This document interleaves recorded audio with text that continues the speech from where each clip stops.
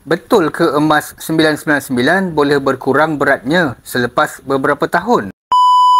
Emas 999 adalah logam paling tulen dan tidak berkarat macam besi ataupun perak. Jadi beratnya sepatutnya kekal sama. Emas 999 secara teori tidak akan kehilangan beratnya kerana ia adalah logam yang sangat stabil dan tidak teroksida.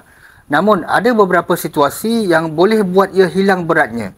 Contohnya, barang kemas yang sering dipakai boleh mengalami pengurangan berat yang sangat kecil akibat geseran yang berulang. Pembersihan atau penggilapan yang terlalu kerap boleh menghakis permukaan emas sedikit demi sedikit. Sentuhan dengan merkuri atau bahan kimia tertentu boleh menyebabkan emas menjadi rapuh dan kehilangan partikel. Namun, kehilangan berat ini sangat kecil dan hampir tidak ketara dalam jangka masa pendek.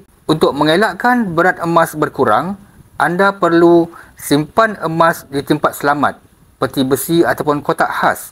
Kurangkan sentuhan kasar dan geseran berlebihan.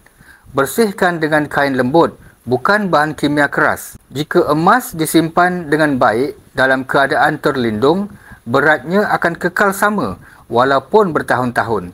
Nak mula menabung emas di Public Gold, klik link di bio atau lihat pin video cara bermula.